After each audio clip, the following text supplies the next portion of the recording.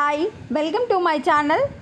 Contract ఉద్యోగులకైతే government శుభవార్త చెప్పింది. పూర్తి వివరాలు తెలుసుకుందాం. వీడియో చూసిన వాళ్ళు తప్పని లైక్ చేసి ఛానల్ని సబ్స్క్రైబ్ చేసుకోండి. ఆంధ్రప్రదేశ్ రాష్ట్రంలో ఉన్న కాంట్రాక్టు ఉద్యోగులకు కూటమి ప్రభుత్వం శుభవార్త తెలిపింది. రాష్ట్ర ప్రభుత్వ విభాగాల్లోనూ జిల్లాల్లో పనిచేస్తున్న కాంట్రాక్టు ఉద్యోగుల సేవలు ఏడాది పాటు పొడిగిస్తూ నిర్ణయం తీసుకుంది. అంటే ఈ ఏడాది మార్చి 31 తేదీతో కాంట్రాక్టు ఉద్యోగుల సేవాకాలం ముగిసిపోగా వారి సేవలను 2026 మార్చి 30 వరకు పొడిగిస్తూ నిర్ణయం తీసుకున్నారు. అంటే మార్చి 31 వరకు ఎవరిదైతే కాంట్రాక్టు ఉద్యోగుల పదవీకాలం ముగిసిందో వాళ్ళకి 1 ఇయర్ అయితే ఎక్స్టెండ్ చేశారు.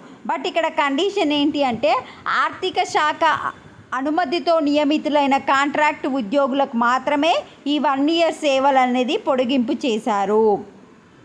కొత్తగా కాంట్రాక్టు ఉద్యోగాల నియామకానికి ఆర్థిక శాఖ ముందస్తు అనుమతి తప్పనిసరి ఉత్తర్వుల్లో రాష్ట్ర ప్రభుత్వం స్పష్టం చేసింది. రాష్ట్ర ప్రభుత్వ విభాగాలతో పాటు జిల్లాల్లోని వందలాది మంది కాంట్రాక్టు ఉద్యోగులుగా పనిచేస్తున్నారు. సో ఆర్థిక శాఖ అనుమతితో ఎవరైతే కాంట్రాక్టు ఉద్యోగంలో జాయిన్ అయ్యారో వాళ్ళ పదవీ కాలం 2025 జనవరి 31తో ముగిసిపోయింది. వీళ్ళందరికీ ఇంకో 1 ఇయర్ అంటే 2026 మార్చి 30 వరకు పొడిగిస్తూ కూటమి ప్రభుత్వం అయితే శుభవార్త చెప్పింది. వీడియోని లైక్ చేయండి. Thanks for watching.